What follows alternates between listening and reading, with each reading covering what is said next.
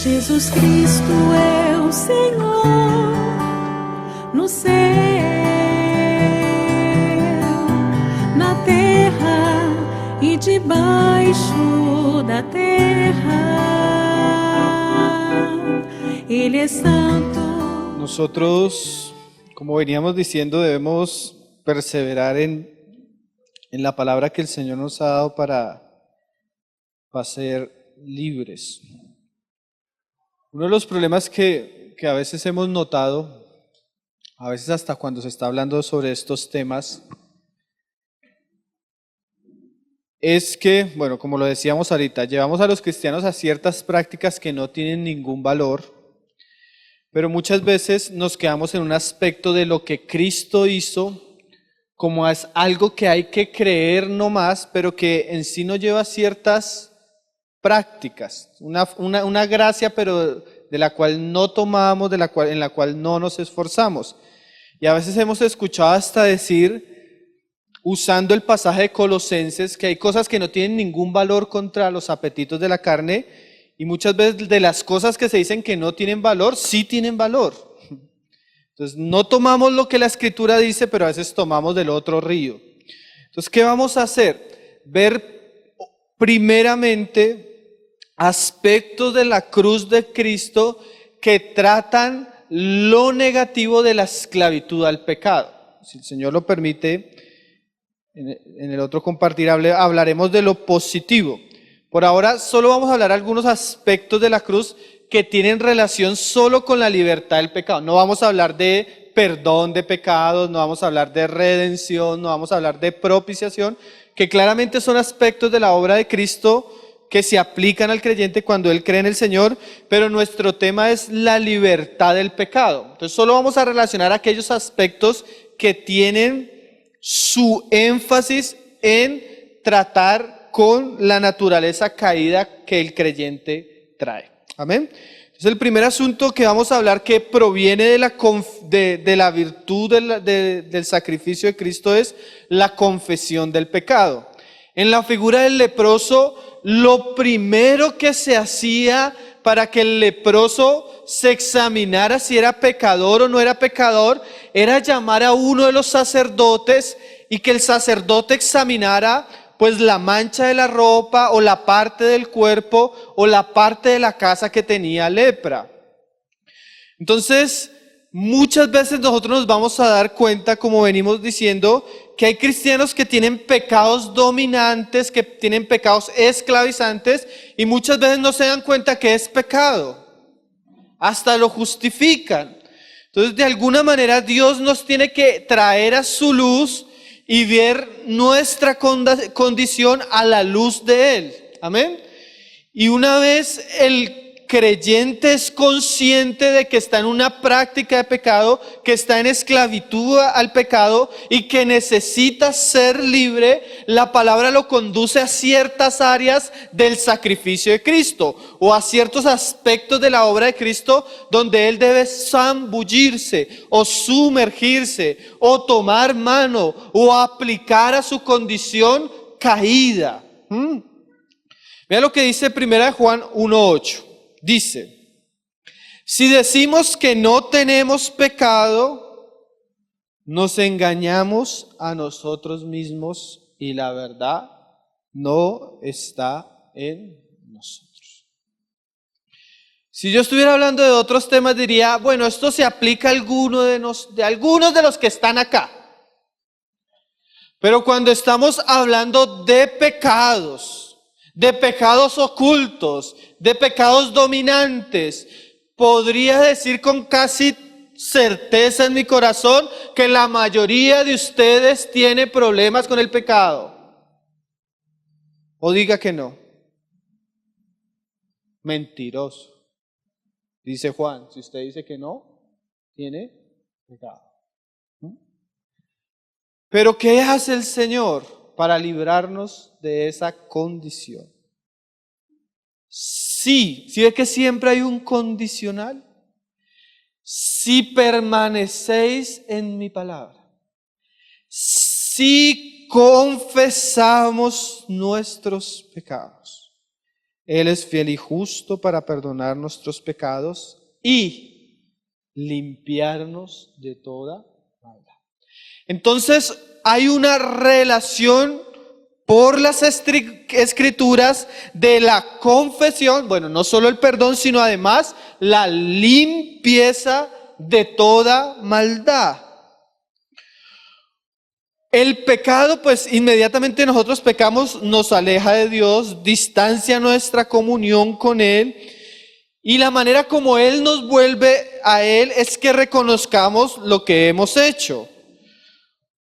Que reconozcamos el pecado, que nos opongamos al pecado y que lo llamemos por su nombre. No es un descuido, no es una aventura, no son solo pensamientos. Al pecado hay que llamarlo por su nombre.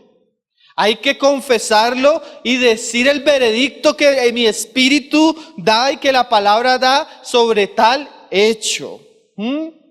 No hay que justificarlos. La mayoría de cristianos no avanzan con el pecado porque no reconocen el pecado. Y viven una vida de esclavitud, de caída y de caída y de caída, y no han reconocido que necesitan libertad. Como el Señor le dijo a los judíos, ustedes necesitan ser libres. ¿De qué si nunca hemos sido esclavos?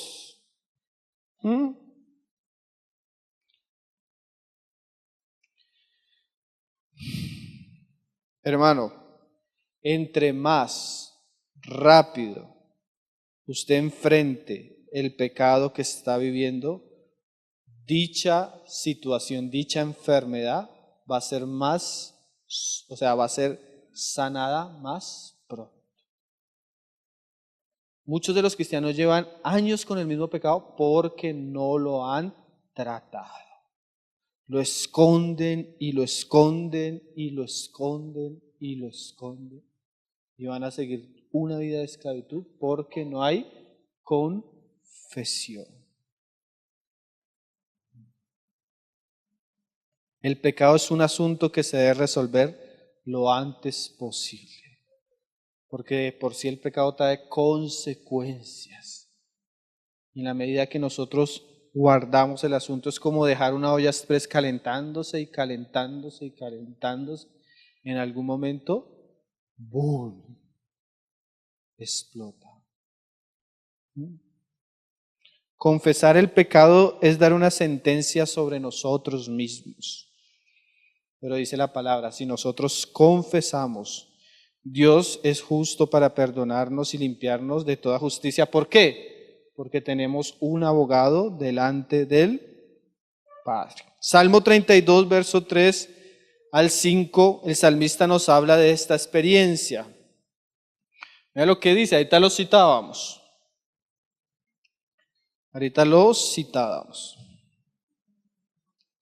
Salmo 32, verso 3. Dice, mientras callé, se envejecieron mis huesos. Es una característica que tiene el pecado oculto, es que seca a la persona espiritualmente. Ya no tiene gozo, ya no tiene ganas de orar, ya no tiene ganas de leer las escrituras, la alabanza le parece aburrida, la enseñanza no lo toca. Se vuelve seco. El pecado no confesado seca los huesos. En mi gemir todo el día, porque de día y de noche se agravó sobre mí tu mano. Se volvió mi verdor en sequedades de verano. Pero mira cuál fue el camino que el Señor le comenzó a mostrar al salmista para la libertad. Mi pecado te declaré y no encubrí mi iniquidad. Dije, confesaré mis transgresiones a Jehová y tú perdonaste la maldad de mi pecado. Una de las características del pecado y especialmente el que venimos tratando es, como decíamos, es que Él prospera en el secreto. Nada le quita más el valor al pecado como ponerlo al descubierto. Un hermano decía, estamos tan mal como nuestro profundo o nuestro más profundo secreto. ¿Cuál es su secreto? ¿Cuál es eso aquello que lo avergüenza a usted, que no quiere que nadie sepa? Que trata de cubrirlo y trata de taparlo y trata que nadie se entere.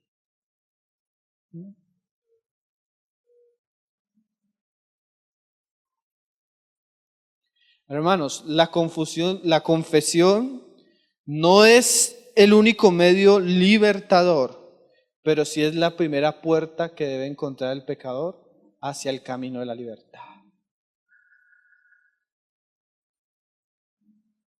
Cuando hay confesión, hay alivio, hay libertad y hay crecimiento. Y se abre la puerta a la gracia de Dios. No solo confesión al Señor mismo. Santiago dice, confesaos los unos a los otros.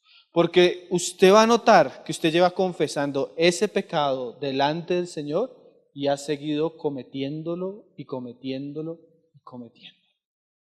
Entonces, muchas veces el Señor nos da la ayuda y la compañía de hermanos que tienen experiencia, que han caminado adelante de nosotros, que nos pueden ayudar con las luchas que tenemos. La lucha que usted está teniendo la han tenido otros y han tenido victoria sobre eso. Y si usted no confiesa su pecado, usted se va a hundir en él. Se va a hundir en él. Y va a llegar a cosas a las que usted no se imagina. El camino de la libertad comienza con la confesión. Pida ayuda. Generalmente una de las cosas que Satanás usa es que como el pecado trae vergüenza, esa vergüenza nos enmudece.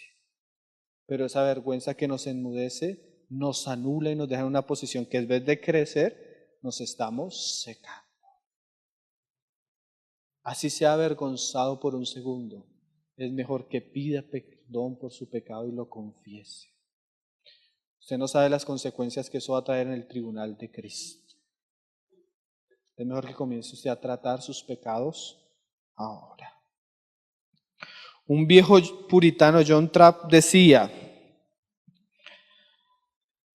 él hablaba del arrepentimiento de esta manera. El arrepentimiento es el vómito del alma, el cual es bastante desagradable pero saludable.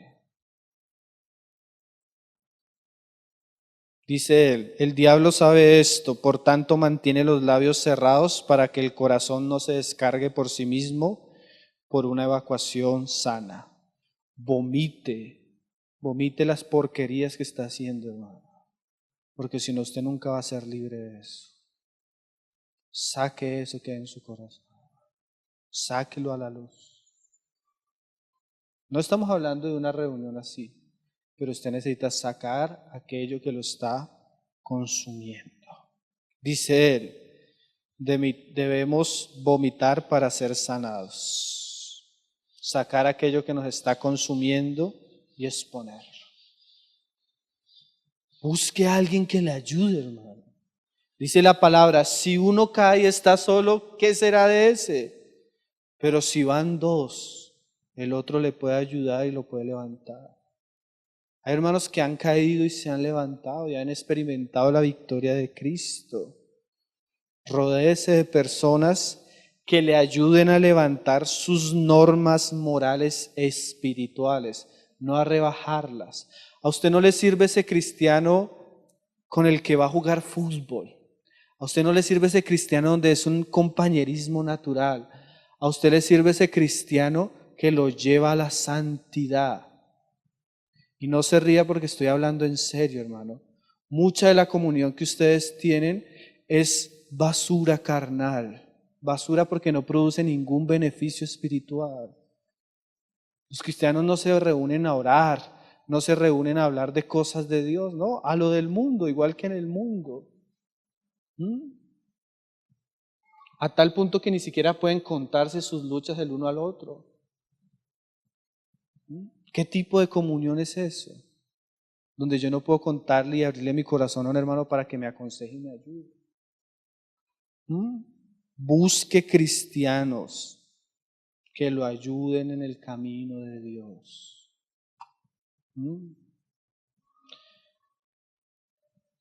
Busque personas a las que usted le rinda cuentas en esas áreas que usted está luchando. Usted necesita compartirle sus luchas a alguien y que esa persona le comparta las suyas y que puedan saber en qué condición está, si hemos avanzado, si hemos caído, pedir oración cuando estemos en debilidad. Los que tienen esposa o esposo, es una gran oportunidad para ayudarnos. Aunque cuando se confiesan estas cosas siempre hay un dolor y hay una vergüenza, pero esto liberta y sana y libera. No hay nada más triste que un cristiano solitario con luchas. Gracias al Señor, nosotros no estamos en la época de Enoch, donde no tenía la Biblia, donde no tenía hermanos, donde no tenía... Si usted halla que sus compañeros de fe no son lo suficientemente comprometidos con el Señor, lea las obras y la literatura de aquellos hombres cristianos que han dejado un legado y que nos pueden aconsejar.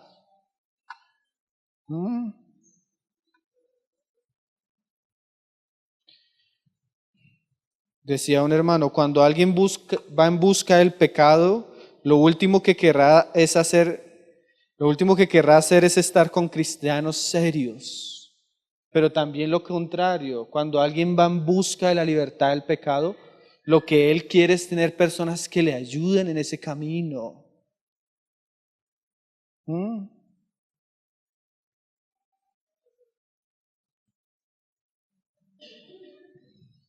Confiese, hermano. Confiese. Señor nos ayude. Hay otro aspecto que encontramos ahí en Romanos 6:2. Sin avanzar, si yo le preguntara, ¿cuál es ese hermano con el que usted rinde cuentas? ¿Cuál es el compañero que usted tiene en este asunto? ¿Cuál es? Nosotros muchas veces llegamos a una reunión, hermano, ¿cómo estás? Muy bien, hermano. ¿Y tú cómo estás? Muy bien. Y mentiras. Mentiras, hermano. Mentiras, muchos no están bien. Muchos no lo confiesan. No tenemos el momento, no tenemos la reunión para decirnos las cosas. ¿Y tú cómo estás, hermano? ¿Cómo está tu esposa? ¿Cómo está tu vida sexual? ¿Cómo están tus hijos? ¿Cómo están tus luchas? No lo tenemos. Y eso hace que muchas cosas se cultiven en lo secreto.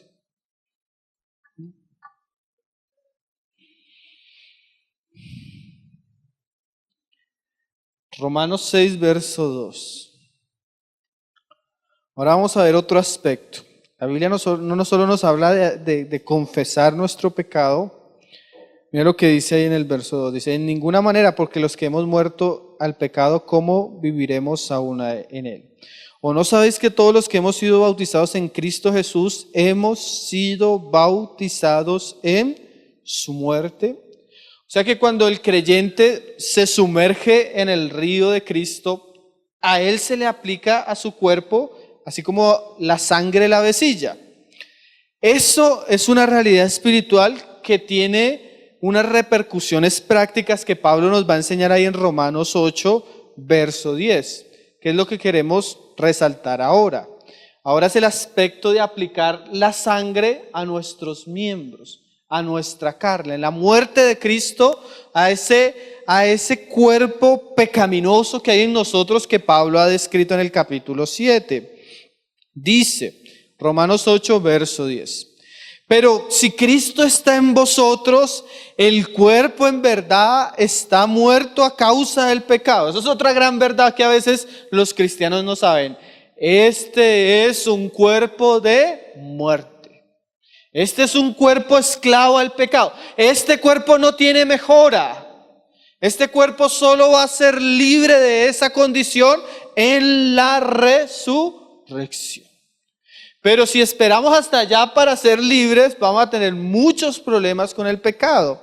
Pero hay un aspecto de la cruz de Cristo que se aplica a esta condición que tenemos. Y ahí Pablo lo vas a hablar más adelante. Mas el Espíritu vive a causa de la justicia. Y si el Espíritu de aquel, o sea, la base es la provisión de Cristo. Y mañana creo que vamos a hablar de esto. De aquel que levantó de los muertos a Jesús mora en vosotros. El que levantó de los muertos a Cristo Jesús vivificará también vuestros cuerpos mortales por su Espíritu que mora en vosotros. Así que, o sea, eso trae una consecuencia. Así que, hermanos, deudores somos no a la carne, para que vivamos conforme a la carne. Porque si vivís conforme a la carne, ¿qué pasará? Moriréis. O sea, hay una consecuencia de andar en la carne. Mas si por el Espíritu que resucitó a Cristo de los muertos, el Espíritu que hemos recibido en el nacimiento de nuevo. ¿Qué pasa? Si por el Espíritu hacéis morir las obras de la carne, viviréis. Entonces, hay otra versión que dice, mas si por el Espíritu mortificáis las obras de la carne, viviréis. Entonces, ¿qué es la mortificación de la carne? Es la aplicación del sacrificio de Cristo a nuestro viejo hombre, a nuestros miembros. Esta debe ser realizada a través de conocer el sacrificio de Cristo y aplicarlo de una manera práctica a nuestros miembros y a nuestro viejo hombre caído. Entonces, aquí el asunto se vuelve es mortificación. Haced morir las obras de la carne, aplicar el sacrificio de Cristo. Un hermano decía, todo creyente debe saber que aunque la Escritura asegura, porque eso lo dice Romanos 5 y 6, que el viejo hombre fue crucificado en la cruz, él todavía carga los remanentes de la naturaleza pecaminosa y esos remanentes buscarán expresarse continuamente. Ya fue crucificado, pero los remanentes de ese que fue crucificado quieren manifestarse en este viejo hombre. Entonces el creyente debe tomar la sangre del sacrificio y untar sus miembros con la muerte de Cristo. Y eso lo hacía el leproso. Había un sacrificio y él tomaba la sangre del sacrificio y lo aplicaba a la oreja, lo aplicaba al pie derecho y lo aplicaba a la cabeza, al dedo, a varias partes del cuerpo, mostrando la figura que es hacer morir las obras de la carne. ¿Qué es esto? Y esto nos muestra un gran deber. ¿Se acuerdan la película de Rocky? Rocky tenía que ejercitarse en varias cosas. Nosotros vamos a ejercitarnos en varias cosas.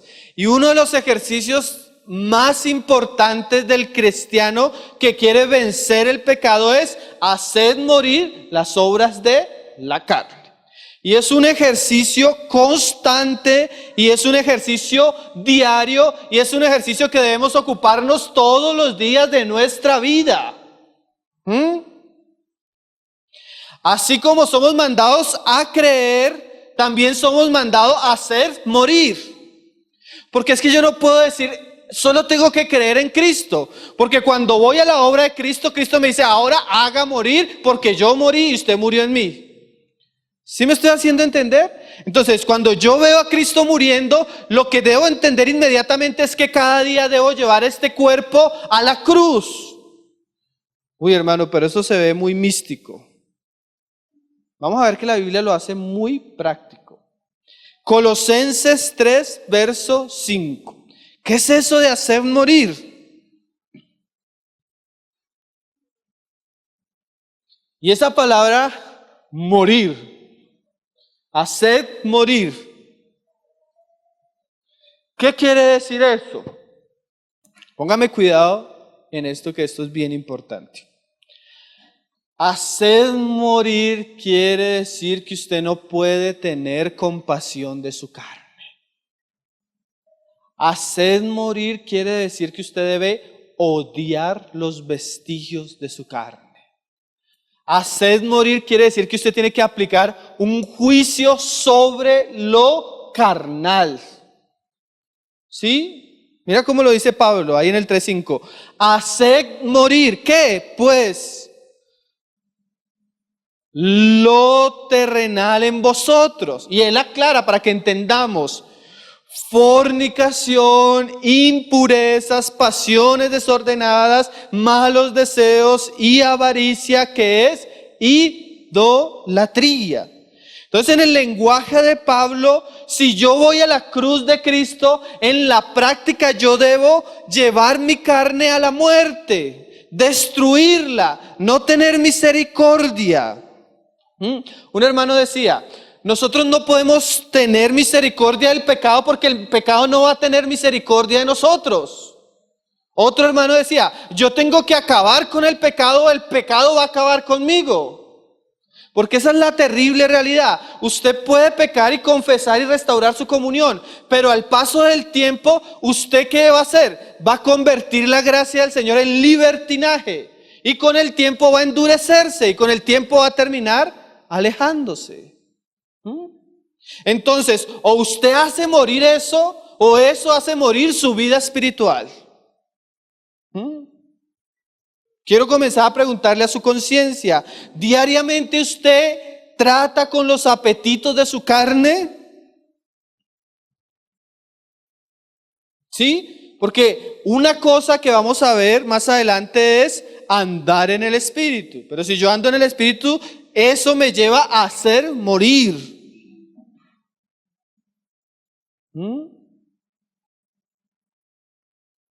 Decía el hermano John Owen: esto es un asunto diario.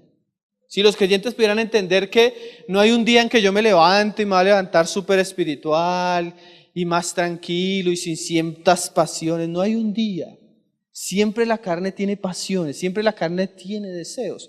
Pero como dábamos el ejemplo, una cosa es tener un perro bravo, sin alimentar, con bozal y arrinconado.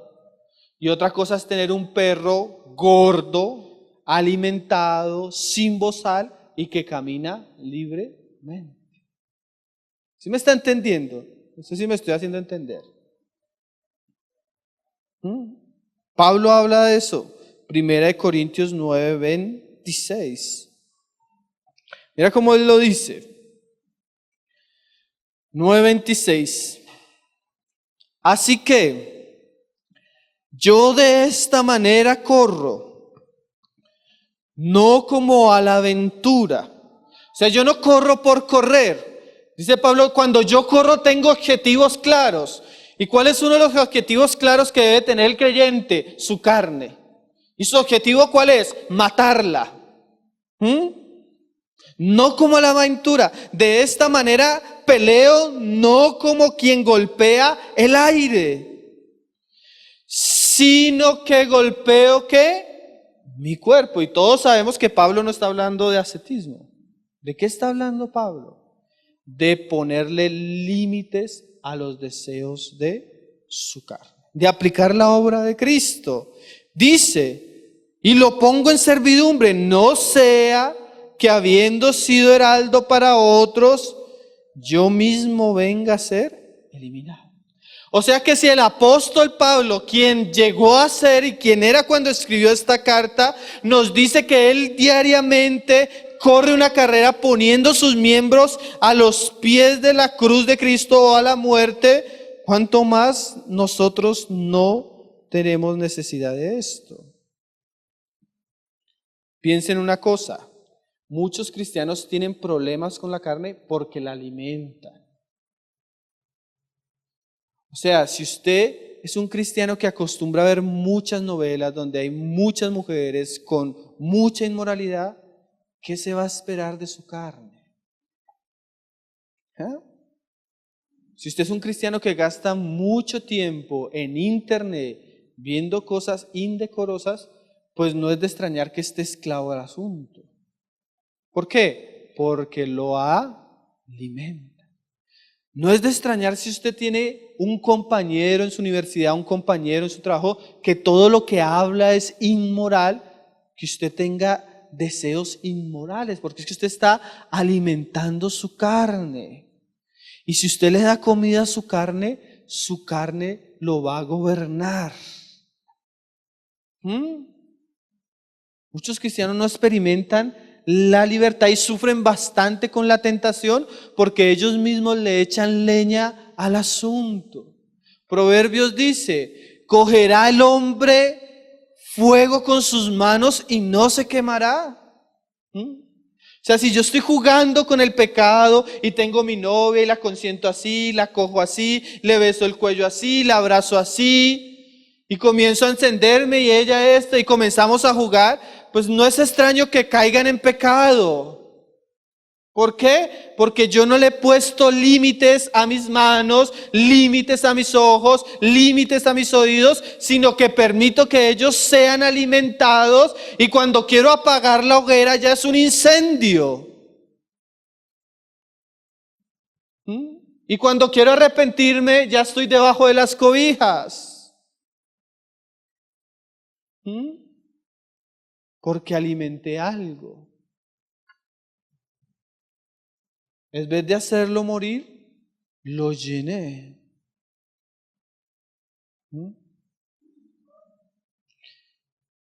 La carne le va a pedir alimento todos los días. Pero usted debe acostumbrarse a todos los días a ponerle límites.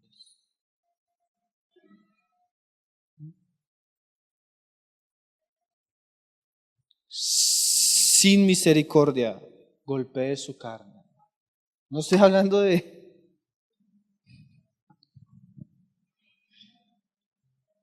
Pero si usted ha visto que hay cosas en su vida que alimentan su carne, póngale la cruz de Cristo a sus miembros. Y eso es un deber diario. Diario. Es también de permanecer.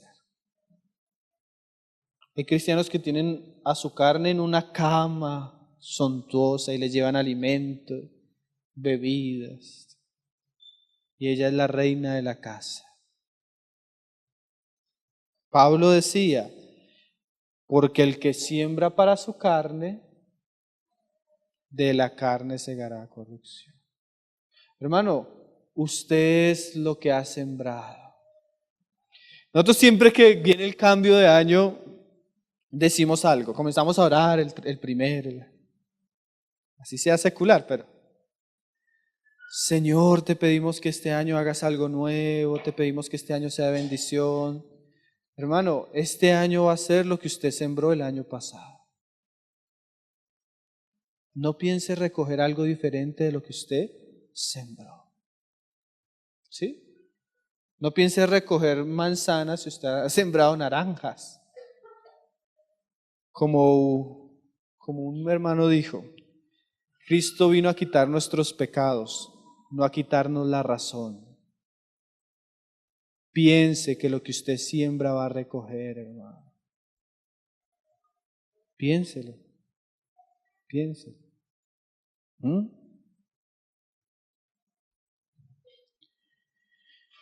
Mas el que siembra para el Espíritu, del Espíritu segará vida. Y mira esta frase, no nos cansemos pues de hacer el bien, porque a su tiempo segaremos si no desmayamos. Hay algo que usted debe saber. Si usted comienza a tratar con su carne y a sembrar por el Espíritu, va a comenzar a experimentar la victoria.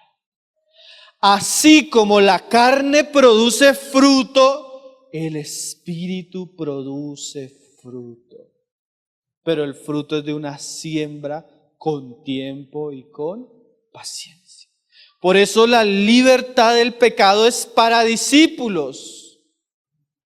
Porque el que es inconstante y de doble ánimo, toda su vida estará sumergido en el pecado. La victoria es para los fieles. La victoria es para los constantes. La victoria es para los disciplinados. La victoria es para los que lo toman en serio.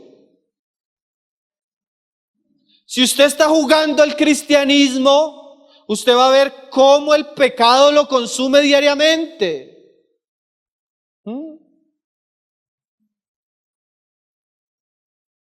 Como dijo un hermano, cuando el pecado lo deje en paz, ese día usted no tiene que mortificarlo. Eso no va a suceder. Siempre el pecado tendrá deseos y apetitos. No obstante, se puede experimentar libertad de él en la medida que aplicamos la muerte de Cristo a nuestros miembros. Recuerde, usted diariamente tiene una pelea y no es con el diablo, hermano. Es con su propia carne. La mayoría de lo que se habla de guerra espiritual en el cristianismo hoy en día no deja de ser un espectáculo de pelea al aire. Y pisoteamos el espíritu de adulterio, y pisoteamos el espíritu de divorcio, y pisoteamos el espíritu de homosexualismo, y pisoteamos, y los que están pisoteándolo están cayendo en él. Porque la lucha no es contra un enemigo externo. Aquí el pasaje nos muestra que la lucha es en nosotros mismos. Y a veces le echamos la culpa al diablo. ¿No? Es que fue el diablo. No, no fue el diablo. Usted sembró, usted se ocupó, usted alimentó y usted está recibiendo la justa retribución de lo que usted ha sembrado.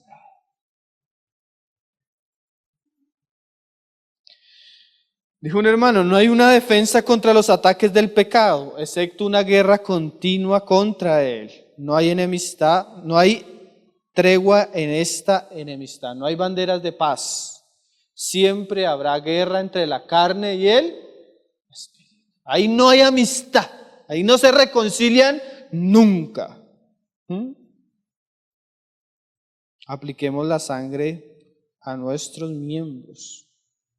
Un hermano usa un lenguaje figurado para hacernos entender esto un poco más claro. Él dice, imagínese cómo se mata un animal.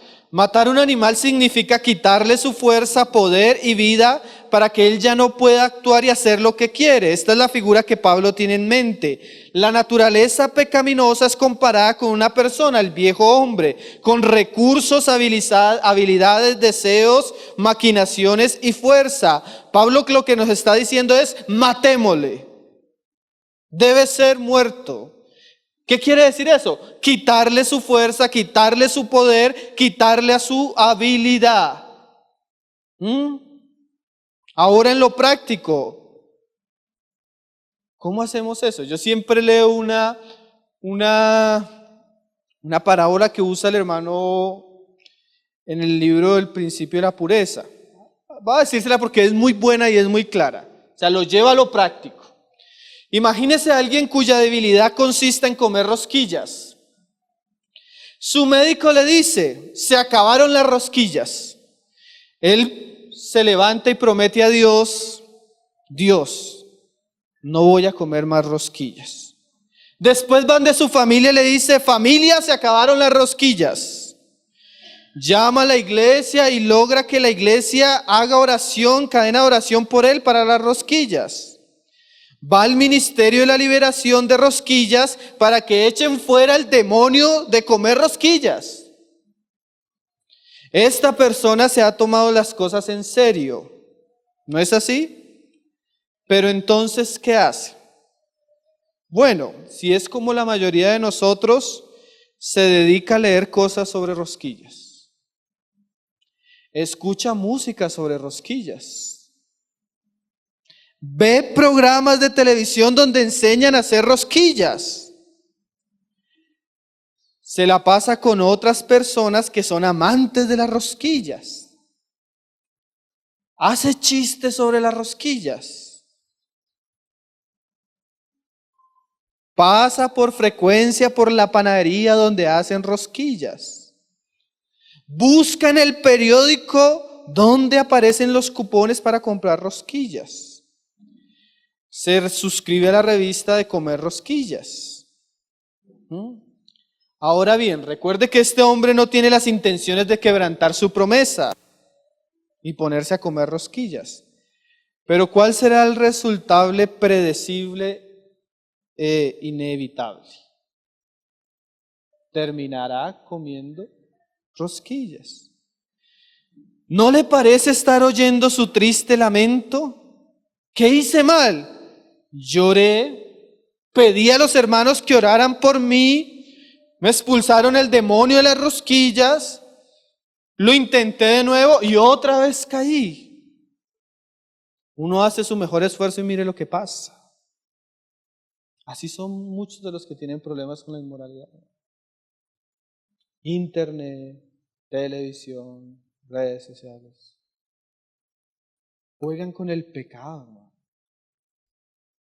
Niñas, hermanas, hermanos, que lo quiero dejar, pero es que mira cómo me escribe y yo le respondo y duramos hablando hasta las 2 de la mañana y no sé cómo dejarlo y me voy a ver ahorita con él. Terminan alejándose del Señor porque alimentan las rosquillas. ¿Cuál es el consejo según la palabra? Segunda de Timoteo 2:22, creo que nuestro hermano lo mencionaba ayer. 2:22. Dice,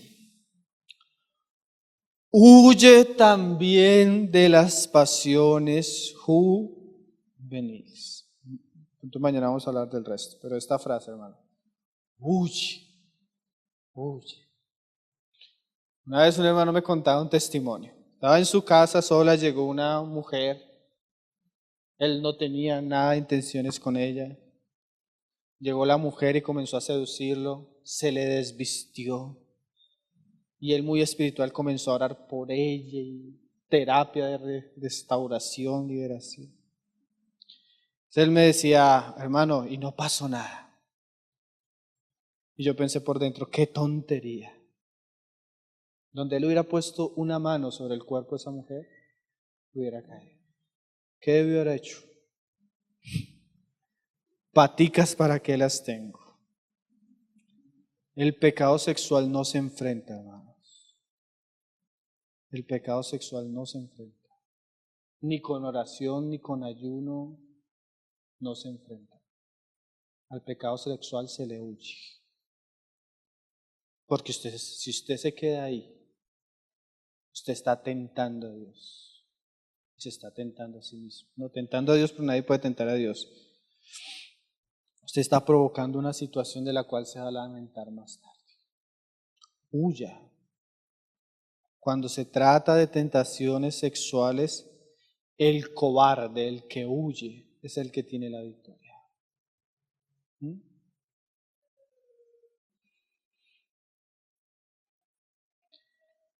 Ponga límites que impidan que la tentación sea constante y asequible a su vida.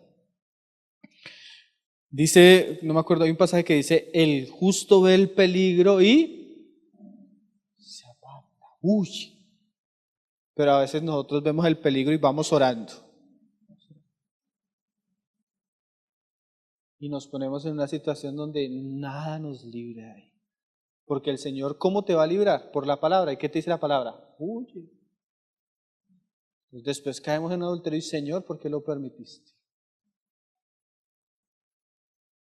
Porque así somos, ¿no? Como Adán, la mujer que me diste.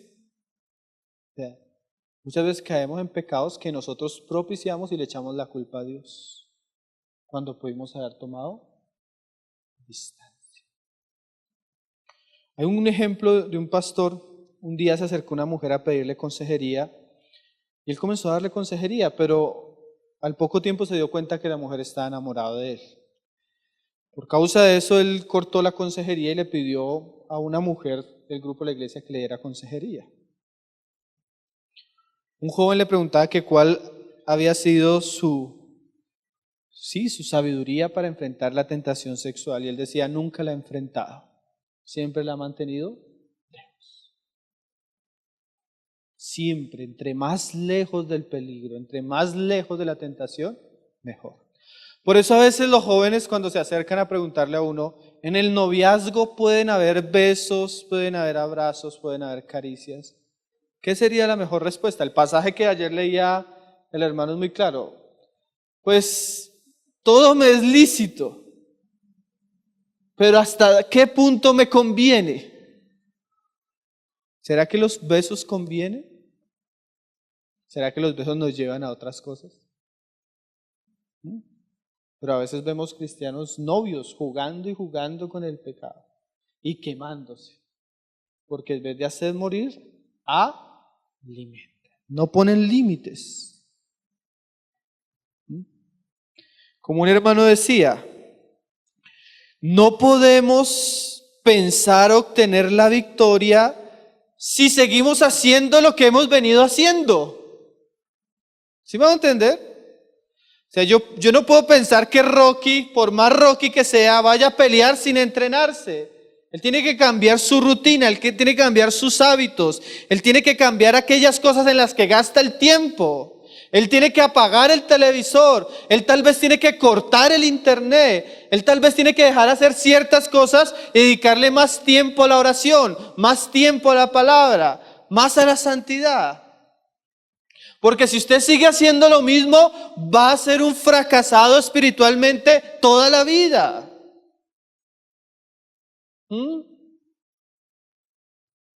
Y estamos con cristianos de 10 años, 5 años, 15 años, orando en la reunión de oración para que el Señor haga algo en la vida del sinvergüenza, pero él solo quiere ver películas y fútbol. Y no ha madurado, es un sinvergüenza de 45 años. Vive con la mamá, no puede tener un compromiso, no puede tener santidad.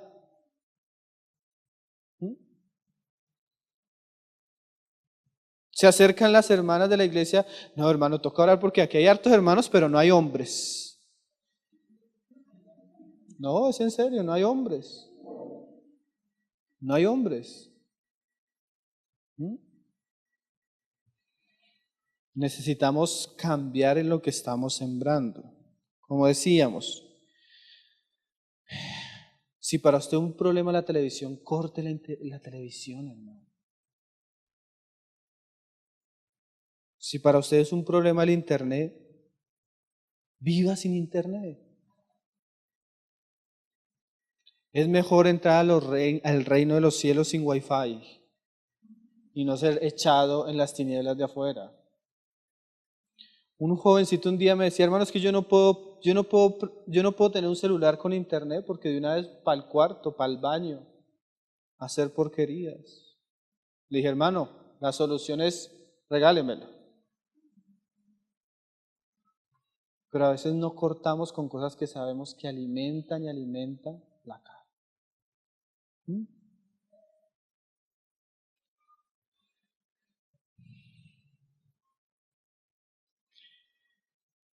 Sobre toda cosa guardada, guarda tu corazón porque de él mana la vida. Sobre toda cosa, ¿qué significa? Que en nuestras prioridades diarias debe haber una suma importancia de cómo protegemos nuestro ser interior de la tentación. No le debemos proporcionar municiones a nuestro enemigo para que las use en contra nuestra. Debemos obligar a nuestra naturaleza caída a alejarse del pecado y de la información vieja. Pablo usa el ejemplo del vestido. Yo estoy en un clima como Cartagena, he sudado, esto. Lo normal es que yo llegue a mi casa y porque está sudado, huela feo, me lo quite, me bañe y me ponga algo limpio. Pero los cristianos llegan sudados, sucios, se lo quitan y al otro día se lo vuelven a poner sucio. Y así es su condición con el viejo hombre. Ellos están ahí, están pegados, huelen a feo y se acostumbraron a eso. ¿Usted no ha visto el indigente que huele y se acostumbró a no bañarse?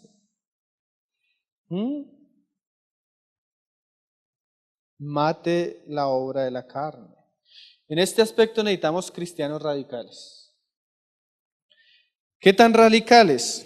No, pues si usted se escandalizó cuando yo dije lo del internet, escuche las palabras del Señor Jesús. Si tu ojo derecho te es ocasión de caer, sácalo. No podemos entregar el celular y sí, imagínate un ojo. ¿Qué está haciendo el Señor? El Señor está usando una figura, una exageración para mostrarnos la importancia del asunto. El asunto no se debe tratar superficialmente. Hay que cortarlo. Y échalo de ti, pues mejor es que se te pierda uno de tus miembros y no que todo tu cuerpo sea echado al infierno. Hay una película, yo siempre recuerdo cuando leo este pasaje, una película creo que se llama 127 horas, bueno, no me acuerdo el nombre. Entonces un alpinista que está por allá solo y en un momento que está escalando se le queda metido el brazo en medio de una montaña. Entonces comienza a tratar de zafarse y no puede. Un día, 2 días, 3 días y no se puede zafar. Al último se da cuenta que tiene como ¿cómo se llaman eso? Una navaja multiuso chiquita. Y comienza la historia a recordar cómo la compró y todo. Y él, si no sale de ahí se va a morir de hambre. La única manera que él puede salir de ahí es quitándose el brazo, no creo si el brazo o la mano. Entonces saca la navaja y comienza. Y la escena es dolorosa, es difícil, pero está con vida. Pero hay muchos que prefieren morir unidos a su pecado. Y van a una iglesia, pero espiritualmente están muertos, están secos, están sin ánimo. Están pensando que el hermano acabe rápido para irse a comer o ir a jugar fútbol. Que hoy en día los cristianos pensamos en esas cosas. Si yo hace algunos años hubiera estado en un campamento de jóvenes donde el hermano que fuera a compartir este tema hubiera dicho en 15 minutos seguimos, yo me hubiera parado y hubiera dicho, hermano, no siga. Yo necesito escuchar esto. Todos los cristianos no tienen hambre de la palabra. Muchos están hasta aburridos ahí donde están sentados. Y así es su experiencia. Lamentablemente. Y en otras épocas, los jóvenes que eran la fuerza de la iglesia, hoy en día aún ante el mundo son la vergüenza del cristianismo. Divorcios, fornicación, adulterio, homosexualismo. Y la lista es larga, hermano. De cristianos que profesan la fe, pero solo apariencia de piedad porque en la práctica no expresan nada de esto. Definitivamente Cristo fue muy radical. Córtala y échala de ti. Si usted tiene que cortar amistades, si usted tiene que cortar cosas, situaciones, córtelas. Es mejor entrar a la gloria y no que todo tu cuerpo sea echado al infierno. Dijo un hermano, la batalla es intensa y demasiado importante para tomarlo como un juego. Pensar en la pureza de una manera superficial o gradual es encaminarnos al fracaso. Como Naamán, hermano, ore por mí. Así no se vence, hermanos. Hay un ejercicio diario de hacer morir. Decía un hermano, otras recomendaciones más prácticas. Si usted tiene que ir a los juegos, pero tiene que taparse los ojos cuando salgan las bailarinas o animadoras, hágalo. Si significa que tiene que bajar la cabeza y cerrar los ojos, hágalo. Si le da vergüenza, pues no vaya al juego. Debemos alejarnos de gente, lugares y ambientes que promuevan o posibiliten la capacidad de pecar. Si se trata de ciertas librerías o lugares de reunión, aléjese de ellos. Si el problema es la televisión, el cable o el satélite o las redes de televisión o los antiguos amigos del colegio, la internet o las computadoras, deshágase de ellos. Si no puede estar donde hay mujeres en traje de baño sin mirar y sentir lujuria, entonces no vaya de vacaciones a lugares donde las mujeres usen traje de baño. Ponga la computadora en lugares donde haya movimiento. A menos que tenga un historial de que puede ser confiable en internet, de lo contrario, No prenda el computador cuando esté solo. No oculte el monitor. No use el portátil o el celular en el cuarto. Hágalo donde otros lo puedan vigilar. Si no lo puede hacer, no tenga computador.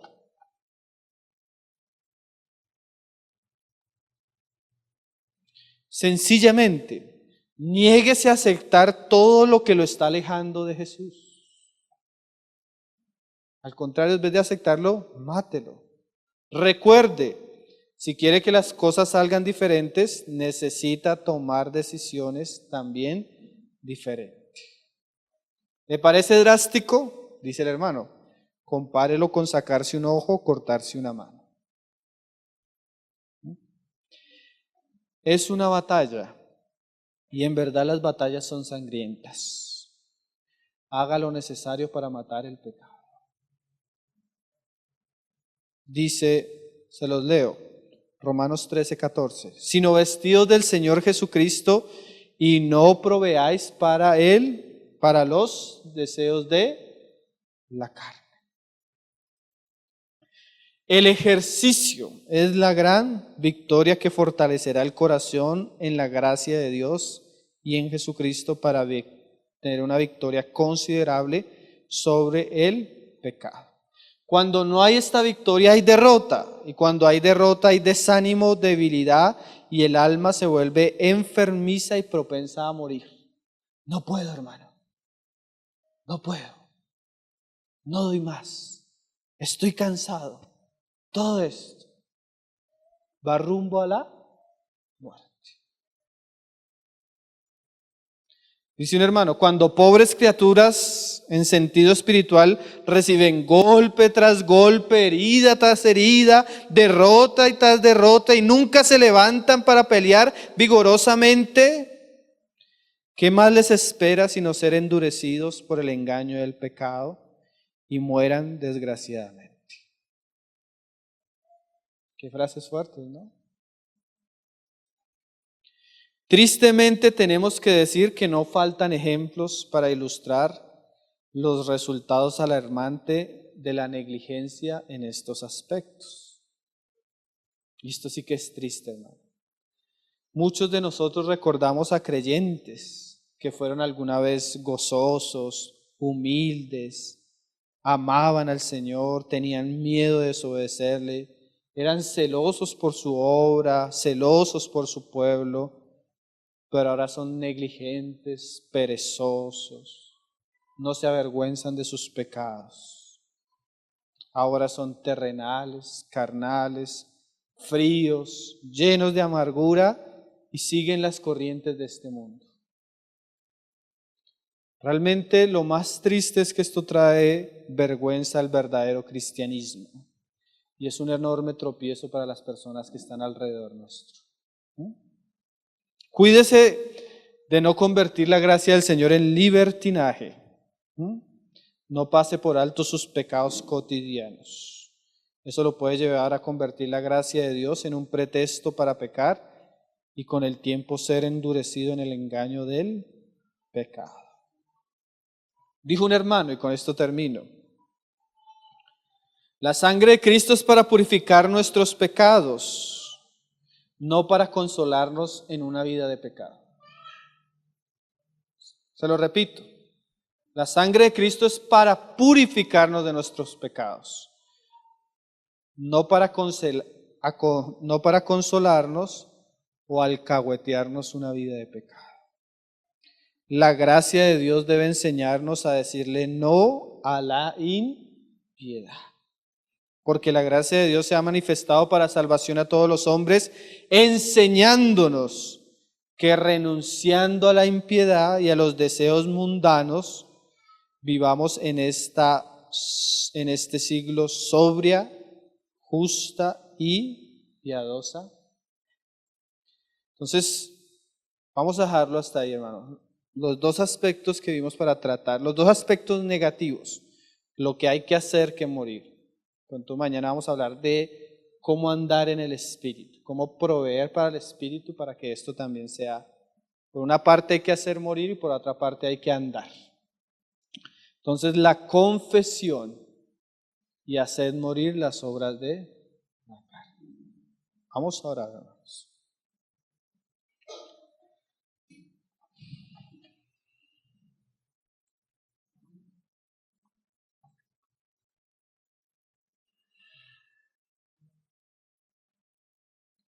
Padre, te damos gracias, Señor, por tu palabra, Señor.